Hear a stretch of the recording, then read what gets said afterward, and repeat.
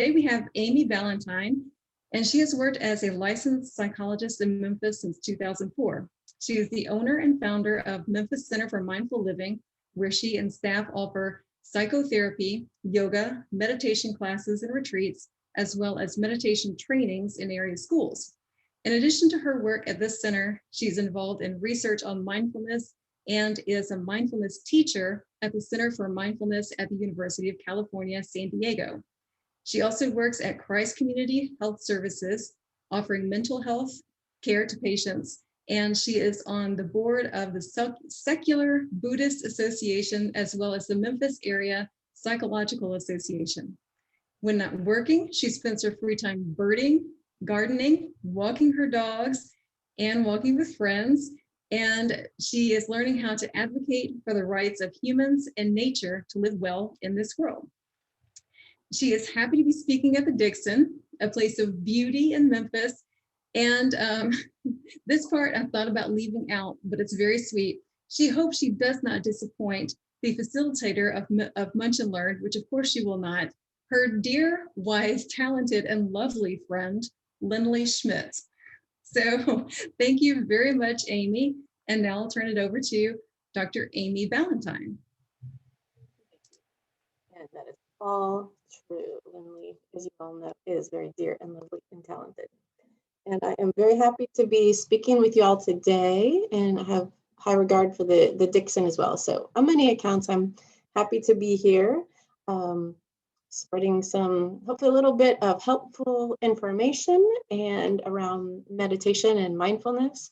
And I am going to also give us an opportunity to practice just a bit. I find it helpful for me to have a little bit of a sense of what folks' experience is with meditation. For some folks, very new, never have practiced meditation of any kind before. Others of you may have decades more of experience than myself. I've been practicing meditation for around 9 years. I have a regular practice that's mostly from the insight-based Theravadan tradition. So that's where the mindfulness-based meditation comes in. There's many different forms of meditation out there. So what I'm speaking on today is going to have to do with this mindfulness-based meditation. But I would like to see a show of hands either in person, or you can use that reaction button. You can just click and it lets you raise your hand. You can just click the raise hand. But how many of you have at least meditated once? So whether you've done this for 50 years or at least one time, could you just raise your hand so I have a sense of, so we've got like several, so it looks like it's new for several folks, but a lot of you have had at least some experience. So thank you. That's helpful to know. So I hope you all will be willing to try out a short meditation, and I do mean short. It'll be brief, around the 5-minute mark. But once we start talking a little bit about what it is, then we'll get to practice it. Also, I might ask you a few questions along the way where you can use your chat function, again, to give me a sense of everyone's experience. So in addition to any questions you want to post that I can get to at the end, I just might be asking you to use the chat function. I like to be interactive when I'm presenting. So let me go ahead and share my screen. And we'll get started. All right, so Lindley, are y'all seeing that screen being shared? Yes. Okay, wonderful. All right, so the title of the talk is Meditation for a Healthier Mind. And so what I'm aiming to do in the presentation is to help give everyone an introduction to mindfulness meditation, also a chance for you all to learn a little bit about the benefits, the why do this.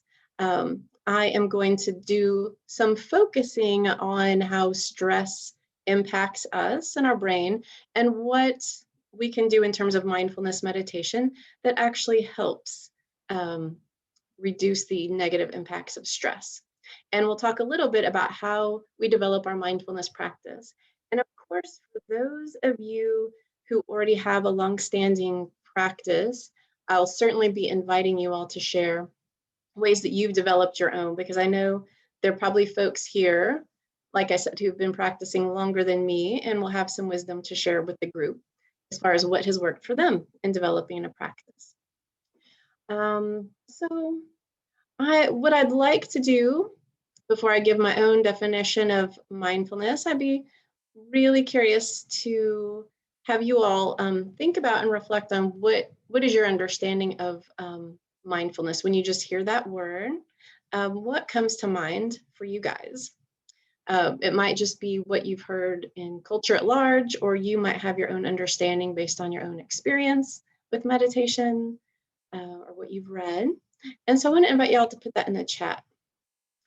Now, what I don't know is if I'll be able to see the chat while I'm sharing, or if I'll have to. So let's see. Lindley, would you be able to read them? Or Sure. do I need to maybe okay. Okay, well, there's one in the chat, and it says, mindfulness to me means focusing on the present moment.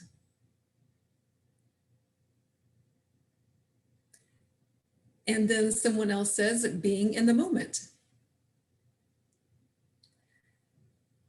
And more people are agreeing that that's how they think of mindfulness, that it's being in the present moment. Okay. All right. So we have consensus here. Very good. Thank you, Lindley. And I did figure out how to see it, so that's good. All right. So yes. So there does seem to be some consensus, and that does have a lot to do with it. So I do want to check in about what mindfulness is not before we get a little bit more into what it is. So these are some common misconceptions. So what mindfulness meditation is not, it's not simply about being calm and still. That can be a happy byproduct of it, but it's not the direct aim or goal. A mindfulness meditation is also not about just not caring about anything. A lot of times, folks actually might have some resistance to mindfulness meditation because they think it means that you'll just sort of sit back and not really be interested in fighting for injustice because you're just going to stop caring about anything. And actually, it can be used to help us turn in and be really aware of what's going on, so that we become aware internally of what's going on, and we can become aware if we are upset about something that maybe does need to be addressed. So it actually allows us to listen more deeply and take wise action and be an advocate. It's also not about having no thought, although it is definitely possible as we go deeper and deeper into meditation and center and calm ourselves, that thoughts become a little more spaced out in the mind. But we have roughly, they say, 60,000 thoughts a day. So it's very normal that some of those are going to happen during meditation. It's also not about just always being happy. People who meditate just don't go around always being blissed out. They still get upset by things. Every day I'm upset about something. So it's not that we just become blissed out, but there actually is a relationship with regular practice and improved mood states, which we will get to in a minute.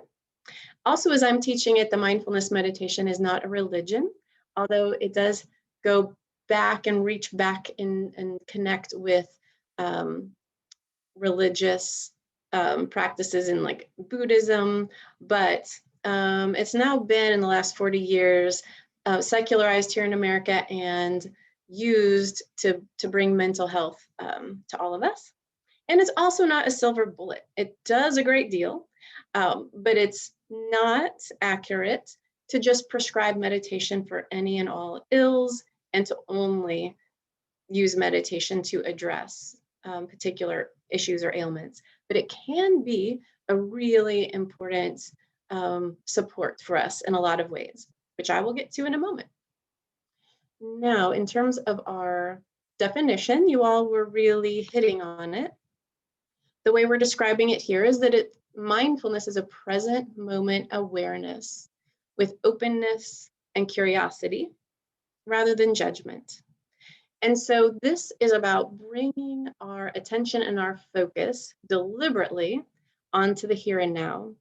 So we're talking about our inner world experience, our thoughts, our emotions, body sensations, also awareness of what's going on around us, the person we're interacting with, just sort of our experience at large.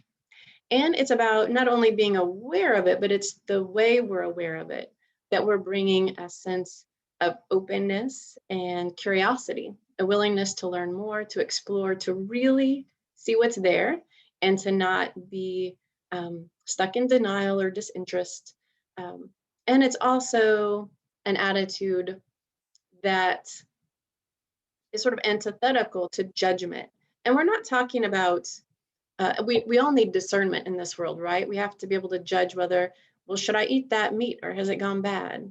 For example. So we're not trying to stop making good discernments in this world, but we're approaching the moment with an open mind, a willingness to see what's there, rather than a closed off mind that's just prejudging everything. And so that is, in a nutshell, mindfulness. Now, in terms of cultivating and developing mindfulness, there are 3 ways that we can do that.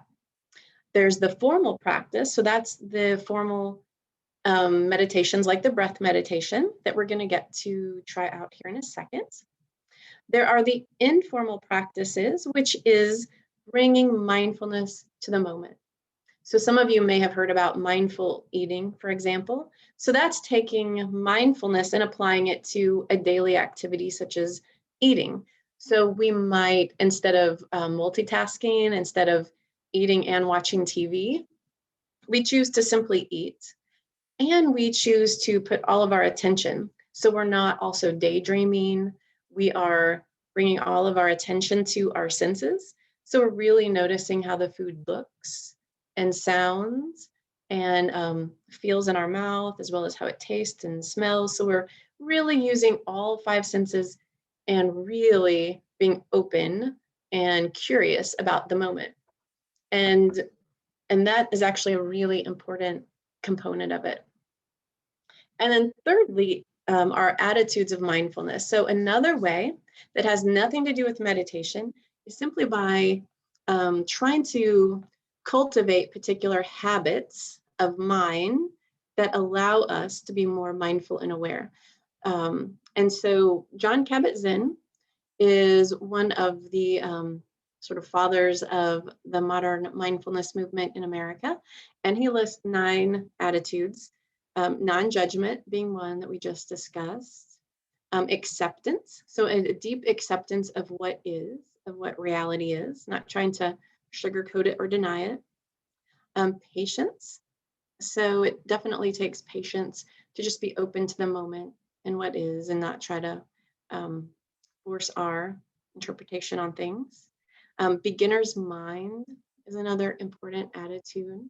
A beginner's mind is simply, even if we think we know what this person is going to say in front of us because we've had the same conversation with them 20 times, we are going to bring a beginner's mind. So we're going to be willing to hear what they're actually saying and be willing to hear if there's something different than maybe what they've said before. Or even if we've eaten grapes 1,000 times, we're going to be willing to bring a beginner's mind to notice, what does this grape in this moment taste like right now? And this is really helpful in terms of cultivating an openness to our experience. Let's see, another one is trust.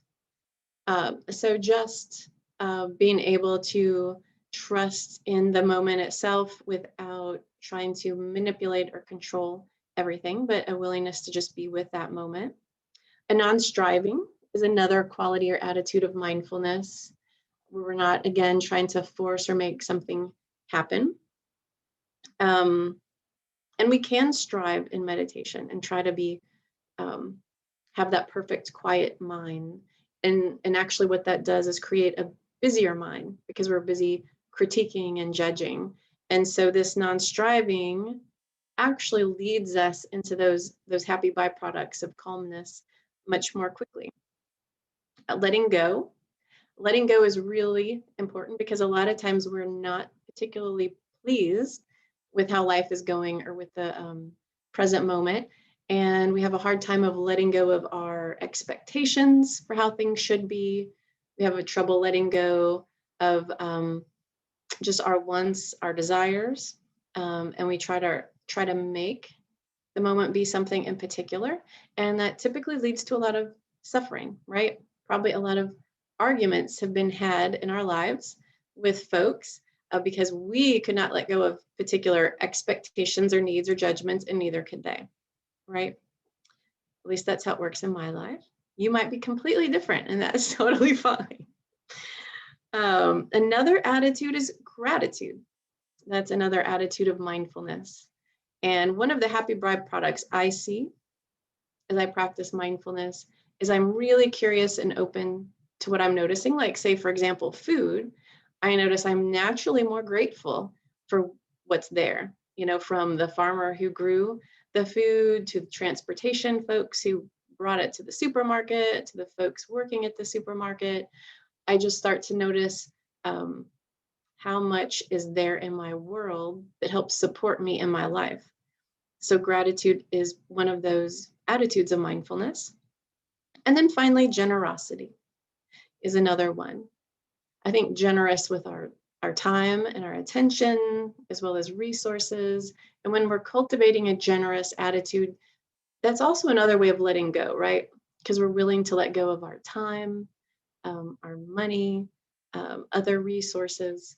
And this sort of grasping and holding on to things is a lot of what causes a lot of pain and suffering and an unwillingness to be mindful or aware of what's in front of us.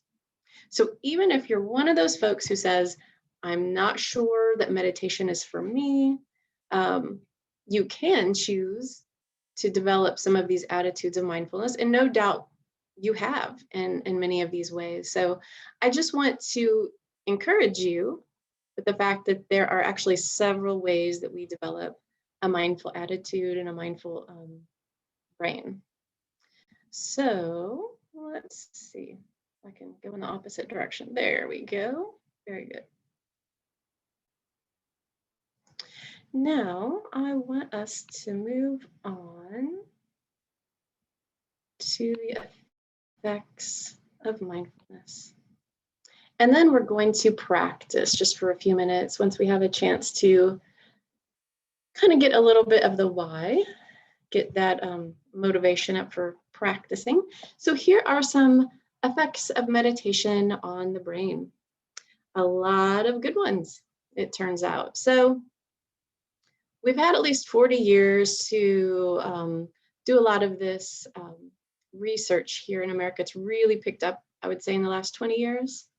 And so we notice that some of the positive effects include helping our brain to work in a more integrated way with left and right, increasing the amplitude of some brain waves that are associated with relaxation and well-being, the alpha, theta, and delta specifically. We note that it also helps with increasing some neurotransmitters that are associated with positive mood, like dopamine and serotonin. We also know that it can help our brain function by increasing gray matter. And we all want more brain cells, right? We want those little gray cells. It can help our brain volume and cerebral blood flow. So this helps us with sustaining focus. We also notice that there are particular areas of the brain where there's growth, and that is part of what helps us with improving our focus. We have increased gyrification, or that folding of the brain, and that allows us to process information faster. So that helps us with intelligence. And we find that as we can focus and attend better, our memory improves, right? So if you've ever had that experience of not knowing where you placed your car keys, probably what was happening is that you are not paying attention, right? Your mind was probably somewhere else whenever you were laying your keys down. And so as we learn how to focus on the present moment more, what we find is that, lo and behold, our memory improves. We can remember where our car keys were because we actually bothered to encode it into the brain. We actually paid attention and noticed, maybe even said to ourselves, I'm laying it on the table. And what do you know? So this is an important skill, I think, for all of us over 20 to start working on improving our focus so we can remember things, because not only do we deal with an aging brain, but we deal with having so much responsibility. Our brain is going in so many different directions as adults. And so it's really easy for our attention to get so divided that we might have this experience of being sort of spaced out, of just being sort of dysregulated, discombobulated, foggy. And so practicing improving our focus and attention on the present moment is a really great way to improve our brain functioning. Also, we know that meditation helps us with stress reduction because it helps us in many ways, but one of them is to downregulate cortisol and adrenaline, which increase during periods of high stress. So I know that is a lot of information in a little time. We'll come back to some of it in a moment. I also want to check in with effects on the body. So this slide, the brain section, is what we were just talking about with improving gray matter and cortical thickness and gyrification. So I hope what you're hearing in there is that we can change our brain. And that concept is called neuroplasticity, where we can grow and change our brain throughout our life. Now, we can do that easier at younger ages, but we can always do it. And so there is never a time when it's too late to start meditation. We also can improve our heart health through meditation. And so we know that we can reduce our blood pressure. We can also dilate the blood vessels. And so that helps us with heart health. We know that actually it can help with aging when we're doing ongoing regular meditation practice, because we have increased activity in the telomeres, which are part of chromosomes on the protective caps on the ends of chromosomes that are related to aging. Also, we know that regular meditation, can help us suppress over 1,000 related genes, stress-related genes, I should say. And we know that stress is related to a lot of unhealthy conditions in the body: high blood pressure, asthma, diabetes, Alzheimer's, chronic pain, even some cancer, accelerated aging. So stress is an important thing to be combating. We know that it helps with immune function. And that's because, again, it's helping to have a weaker secretion of adrenaline and cortisol. And so we're able to fight infection much easier. And again, you keep hearing about the inflammation. So meditation helps us with reducing our chronic inflammation. And, that stress and inflammation, that's a precursor, again, like I said, to a lot of different types of diseases. So there's a lot of ways that meditation can help us in the body and in the brain. All right, so I know that was a lot of information to absorb. The gist is it in many ways can help us regulate the body in helpful ways. And so before we get into the weeds a little bit more about the role of meditation and stress, I thought it might be nice to get to learn about meditation from the inside out and do a little practice. So I'm going to be leading us in a 3 to 5 minute meditation that's called the 3-minute breathing space. And it was developed in the mindfulness-based cognitive therapy as a way to help us very quickly become aware of our inner world, thoughts, feelings, body sensations, and then focus a little more deeply on the breath. And we know that while we can focus on anything that's going on in our current experience, and that can help us be more mindful, we know that something special about paying attention to the breath is that the breath actually helps regulate the body, and it helps regulate our stress response. So as we start to notice our breath, what you often notice is it on its own will start to regulate itself. It tends to smooth out, become more even. And we know that when we breathe in a regular pattern, a rhythmic pattern, more deeply, that it actually sends a signal to the body that we can relax, that things are safe and okay. So we're actually using the power of healing in the body itself when we are working with the breath. And so it's fine if for you the breath doesn't work. On occasion, for some folks, especially with great anxiety, the breath might actually be activating or make them more anxious. Or if someone has a medical condition like asthma, where focusing on the breath actually produces anxiety because it makes them think about their condition. When those things happen, I want to just encourage you that you can pay attention to something else. For example, you could just pay attention to sensations in your hands or your feet. You don't have to focus on the breath. But even folks who have particular challenges with the breath can learn over time how to use the breath effectively. So it's not that it's not open to you, it's just that it might take a little bit more time to access that. All right, so I'd like to encourage everybody to meditate with me. I want to encourage you to and invite you to close your eyes. But if that doesn't feel comfortable for you, just simply look at a point ahead of you. Just sort of gently focus the eyes at a point ahead of you.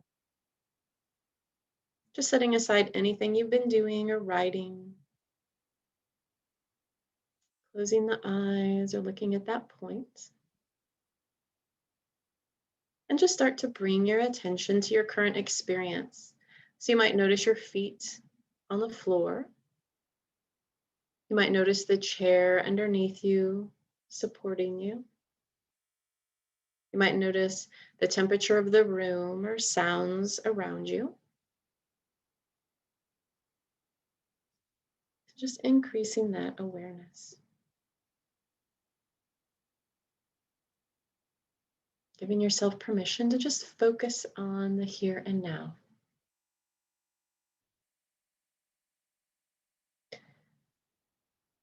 And now paying attention to sensations in the body.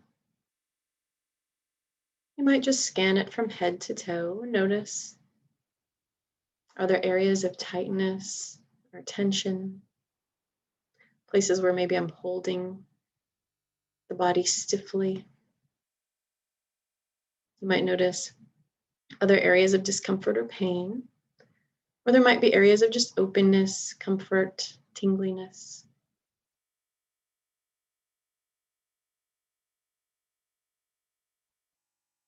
So just noticing what's here in the body.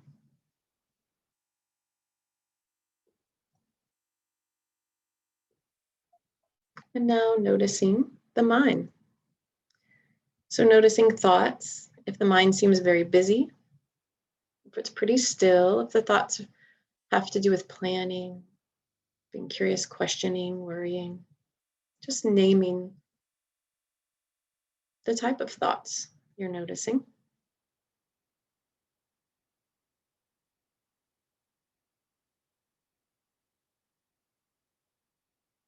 And also noticing emotion. So you might notice whether emotion for you right now is feeling pleasant, unpleasant, or neutral. You might notice if it seems strong or subtle.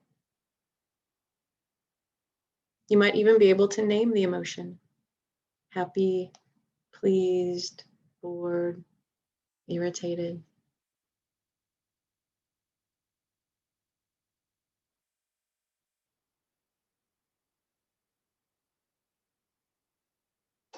And now directing our attention in a more pointed way onto the breath. So following the breath in and out of the body.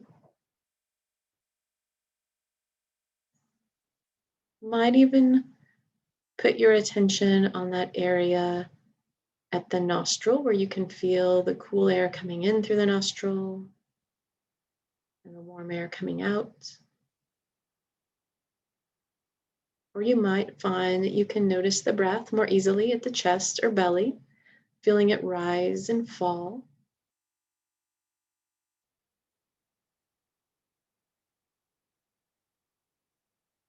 You might even put a hand on the chest or belly if that helps you to feel that rise and fall.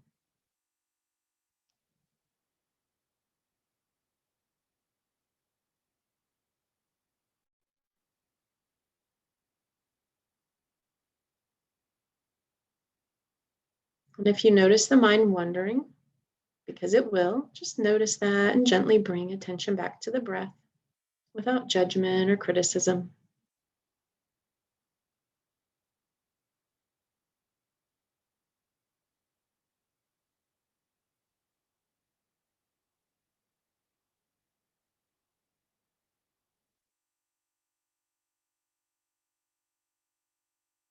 And now widening out attention and noticing not only your breath, but again, noticing sensations in the body, thoughts and feelings, just being aware of your whole experience as you sit here.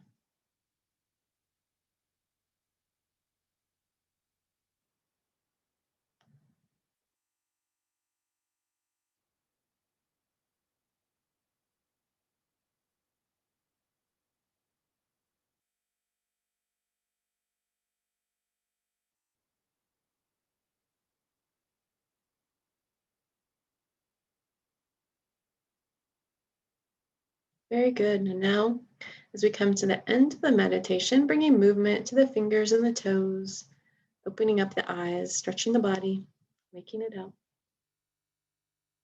Very nice. And an important part of understanding our experience is to be able to reflect on it. So I would like to invite everyone to put into chat just one thing you noticed, one observation you had during the meditation of your experience. And I'm actually now able to see it, so I won't really read it to me. Just think about your experience.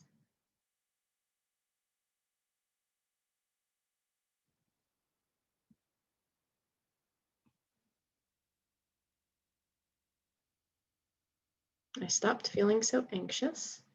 Sounds are more clear, calming. Good. Any other loosened body tension?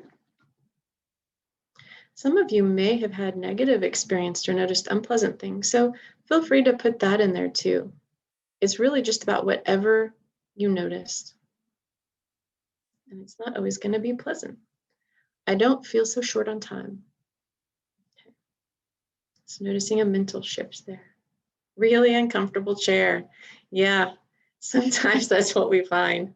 I noticed, hey, I'm thirsty. I need to take a drink. I think I will. Very good. All right. Well, thank y'all for sharing. And I think it's also good because we can learn from each other's experience.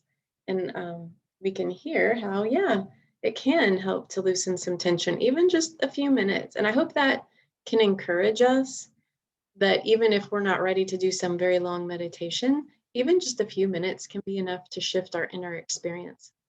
And sometimes what it does is it helps us see what about our experience might need to be addressed. So for example, maybe someone needs to go get a more comfortable chair, or I need a drink of water, right?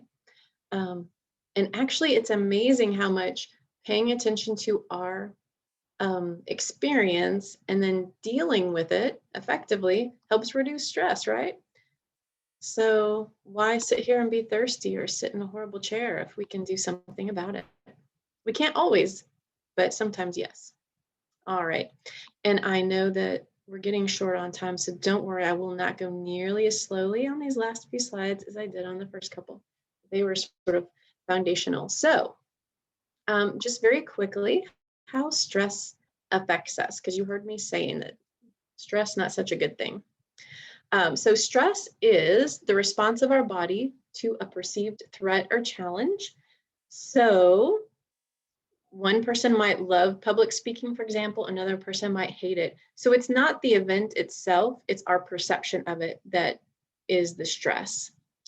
So we all have a sense of what stressors can be, right? So illness, even physiological stresses like lack of sleep, food, or safe housing, things like job loss, relationship conflict or loss, our negative self-talk, we can generate the stress ourselves with our inner world, harassment, isolation, alienation, discrimination.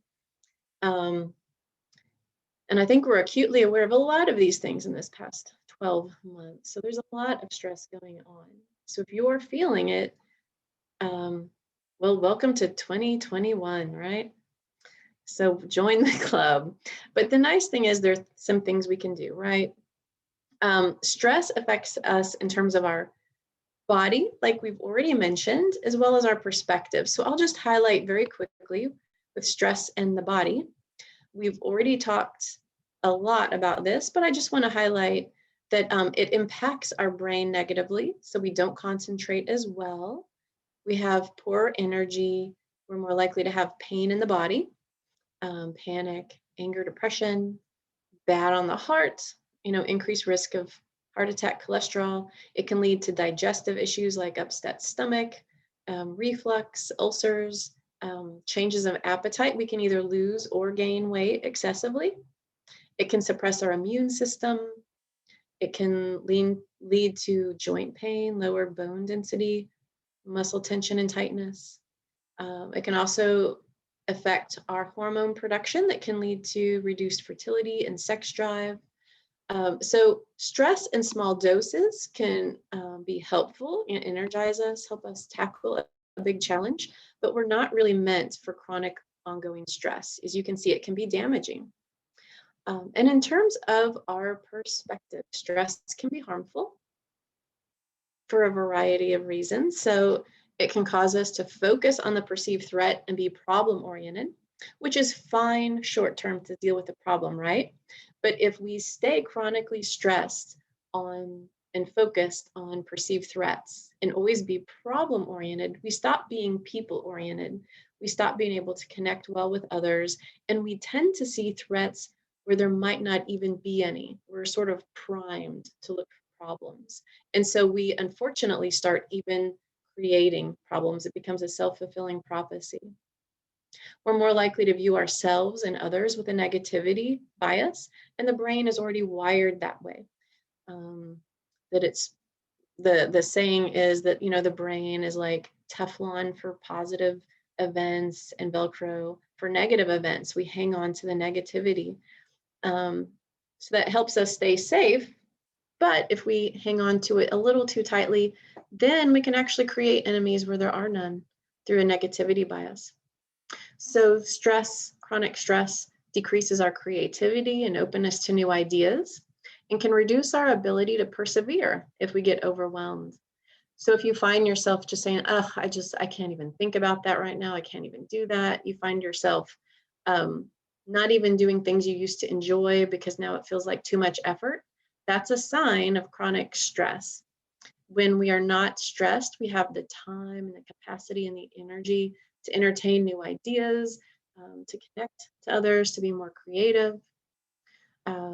Stress keeps us from effectively problem solving and seeking support when we need it most. We just kind of get into our ruts, doing our same strategies, and we lose the capacity to find creative ways. And we actually forget about the supports we have, and we are less likely to seek support when we need it, when we get super stressed out. As human beings, for whatever reason, we just tend to sort of curl up on ourselves and hunker down instead of expanding and connecting when we're needing more support. So I want y'all to just think to yourself, when are you most likely to get stuck, sort of emotionally in stress or give up? Where could you maybe use a little more mindfulness? So it might be in terms of a relationship that it seems like there's no resolution, there's just always this stuckness. Or maybe there might be some certain task where you tend to just sort of give up, or just certain situations that seem overwhelming or stressful. So I think it's helpful if we can name it, because then we're more likely to bring mindfulness to it. And that's what we're going to talk about now. No, wrong way. Here we go. All right, so before we get into some specific ways to develop our practice, we need to end on a happy note, right? We don't want to end on a stress note. So mindfulness is an antidote to stress. I really love this image. I think it's important. So without mindfulness, we have stimulus and reaction, right? So something happens, maybe we get into an argument, and then we just react. We just naturally react. We might go into our fight, flight, or freeze response, so our emotions really get activated, the stress really gets activated. Maybe we are feeling very fearful, and so we want to protect ourselves, so we lash out. With mindfulness, there is a space that happens between the stimulus and the response. If we can bring a mindful awareness like we did in our meditation, someone, you get into an argument with someone, and instead of just lashing out, for example, you're able to notice, this is what I'm thinking, I'm feeling, this is what my body's doing right now. This is, these are the fears I have. So for example, if you're afraid, maybe your child, you're having a conflict with them, maybe they're drinking too much, I don't know. And so you might be very fearful for them, but that might come up as anger, like kind of lashing out. And why are you doing this? Why? We've talked about this. But if you can just check in with yourself for a second, notice your whole internal experience, you might be able to connect with that not only am I mad right now, but I'm actually really afraid for their safety. And what should I do about that? And instead of having this response of feeling sort of like at odds as enemies, seeing this as just a threat, you're able to keep your mind open a little bit more, stay a little bit more connected to that person. You're able to have more choice in terms of what should I do, instead of your only choice being to scream or yell. Maybe you can step back and go, what is the most wise choice right now? Is it actually getting into a screaming match? Is it actually connecting with my fear and looking at what would be a helpful solution? Do we need to get other people involved? What do we need to do? And then we can respond more intelligently. So I really like this quote. It's attributed to Viktor Frankl. I think it's actually not from Viktor Frankl, but nevertheless, it's a really good quote that really encapsulates this slide. It says, between stimulus and response, there is a space. And that space is our power to choose our response. In our response lies our growth and our freedom. So I'll say that one more time. Between stimulus and response, there is a space. And that space is our power to choose our response. And in our response lies our growth and our freedom. And so what mindfulness meditation does is it helps us to keep that space. So instead of just stimulus and reaction, we have a little space. And so sometimes that's all we need to be able to make better responses for ourselves and for others. Of course, this is something that takes time, but there's a lot that we can do to actually just give ourselves a little bit of space to be able to respond more wisely in our world. So some of the effects of mindfulness, how it creates this space between stimulus and response. Just to reiterate, it helps us to be more calm so we can think more clearly. We're not in that reactive mode. It can prevent us from getting lost in those negative beliefs and believing them. It can keep us, our view of possibilities and solutions to be more wide. It can keep us from being overwhelmed and giving up. And it can increase positive coping skills, help us stay more connected to others, and help to have a more skillful response. So in terms of how do we get there, and there'll probably be questions on this, so I'll just do a quick little version, and then we can get into questions. So remember, it starts small, even just with that 3-minute breathing space that we just did. don't feel like you have to go out and become a mindfulness guru. Just take what you know and use it just a little bit. Just even teaching kids to just take 3 deep breaths before they act can start to have a significant difference, make a significant difference. So go ahead and start. If this is your first exposure to it, you already know enough to begin. Don't get overwhelmed with trying to do it perfectly or in a complex way. Just start small. Number 2 is seek support. So we know that we're more willing to do these practices when we do them with others. So as I talk to you in a moment about resources, connect with another person or groups, whether it's in real life or virtually. We also know we co-regulate off each other. So when we are meditating in a group, we're actually able to regulate ourselves as we're in a room full of people who are regulated. So it helps in a number of ways. And remember the 3 methods for developing mindfulness that I taught you. So it's not only the it's not only the formal meditation, it's also the informal meditation, bringing mindfulness to whatever you're doing, like eating. And then it's also just kind of cultivating those attitudes, really making a practice of, hey, I'm just going to try and have a beginner's mind when I go into a new situation. And, make it a way of life. So the whole point of sitting and meditating is not to just look good on a cushion and be like Pinterest worthy. It's to help influence our whole life, where we're approaching life more mindfully, more just present and aware, where we're less caught up by stress and reactivity. So even if you're not ready to do meditation, just simply setting your intention that I want to be a more mindful person. I want to be more present, more aware. I want to put down my cell phone and look people in the eye when they talk to me. I want to actually taste my food when I eat it. I want to hear the ground underneath me when I'm walking. That's an amazing way to start. And well, goodness, my computer is going wild. Okay, mindfulness opportunities. So, what to do? Well, so trainings, here in town, Methodist Hospital actually does have a Michael Burnham. He teaches MBSR, the Mindfulness-Based Stress Reduction Program.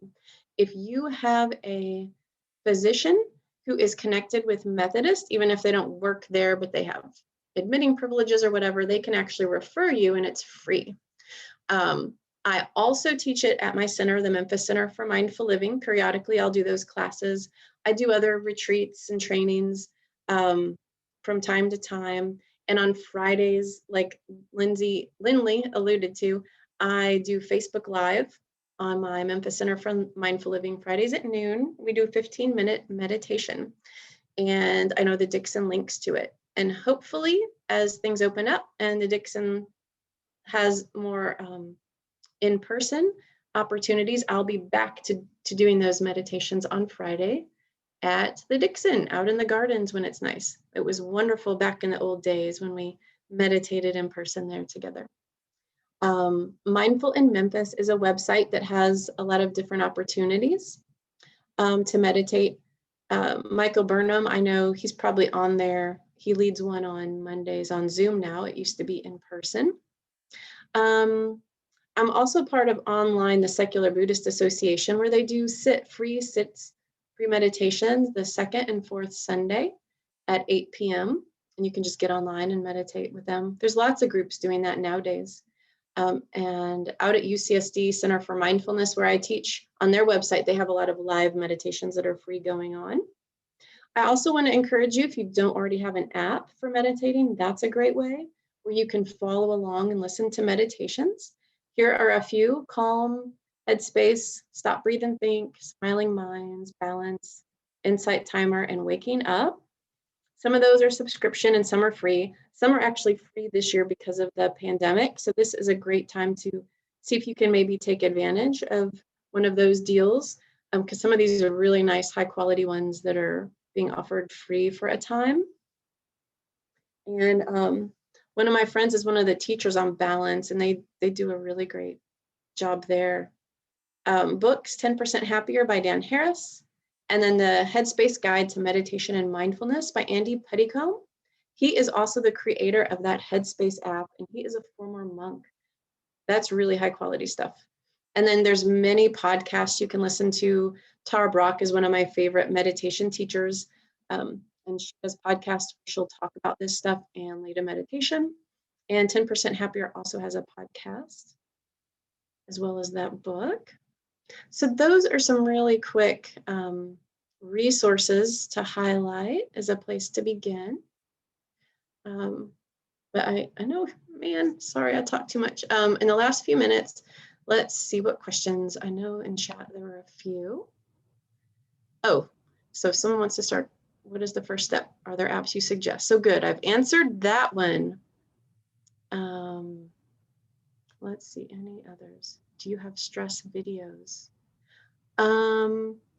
Let's see. So I guess, Joanne, what do you mean by stress videos? No, I mean like exercise that you showing a person how to do it on the video. Oh, how to do exercises like yoga? I don't, whatever kind of meditation, you know. Oh, Yeah. meditation. Oh, okay. I thought you said exercise or stretch. Okay. So yes, so on my website, Memphis Center for Mindful Living, I have been moving my meditations once I do them live on Fridays over there. They're not all over there, but there's a whole lot. So that's a nice place to begin if you want to check out some of my, they're like 15-minute meditation videos. You said it where now? On my website, the Memphis Center for MindfulLiving.com. Okay. Well, Lindley, would you put that out there somewhere? Oh, I could put that in chat. Okay. And they're also on my website, page. And let's see, mindfulliving.com. I should spell it right. Any other questions that maybe weren't put in the chat? Let me stop sharing so I can actually see everyone again. Okay, any other last minute questions?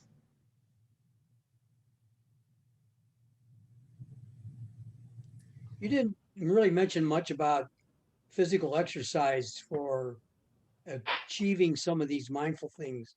And I find, you know, I walk almost every day, and listening to the birds and just getting out, I think is, to me, one of the most calming things you can do. Oh, thank you for bringing that up. Yes, actually there are meditations that incorporate movement. I would actually say what you're doing is wonderful. There are walking meditations. So you can either intentionally choose to do what you're doing, which is you're just being mindful of what's around you in your environment, like the birds, that kind of thing. Or you can choose to be mindful of just the physical sensations of the body, like feeling your feet on the floor. And that's something you can do if you're stuck indoors. You can literally just walk 20 paces back and forth and just bring a mindful awareness to the body. And so that's what we do in yoga. So yoga really is a mindfulness exercise as well.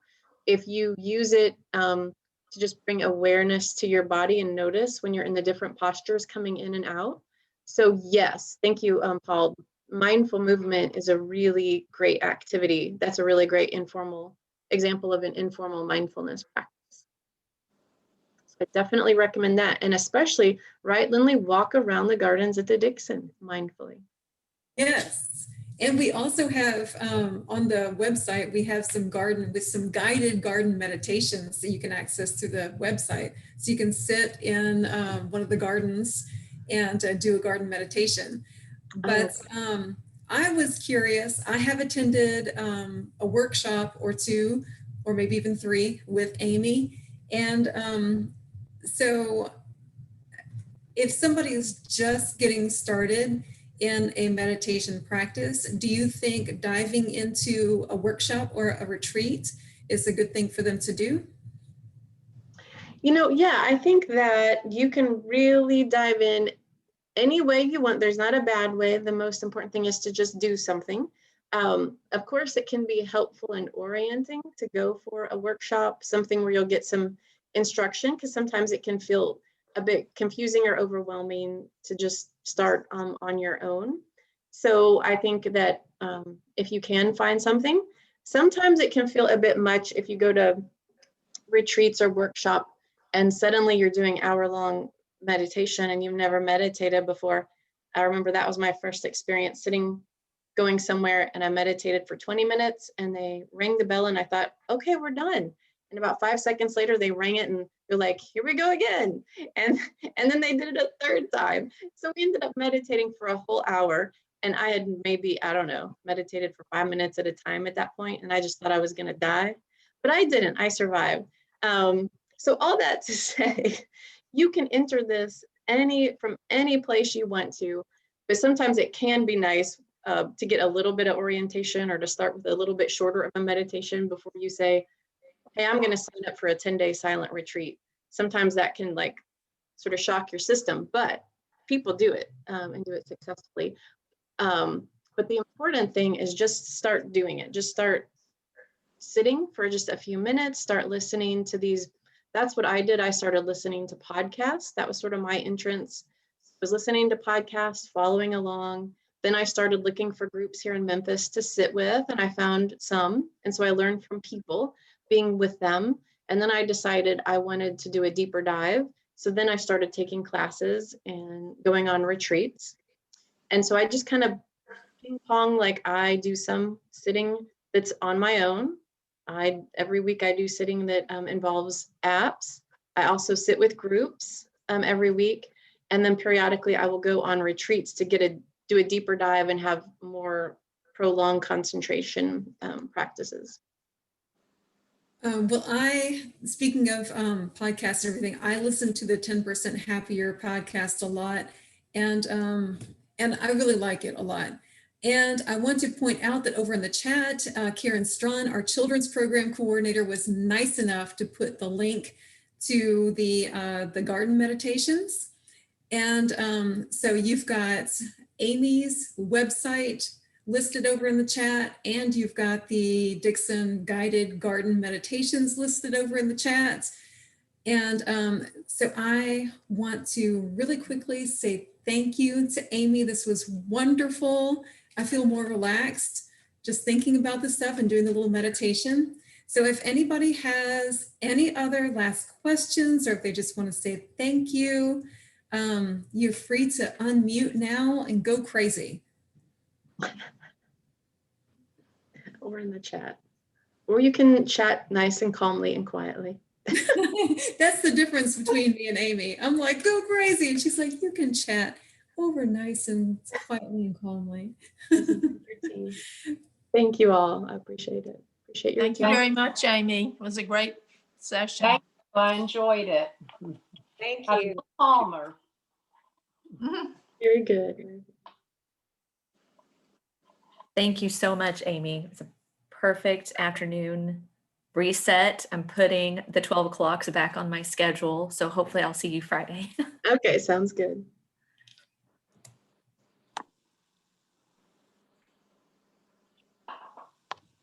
Okay, I'm going to end the meeting for everybody. Thank you so much, and we'll hopefully see you again next week.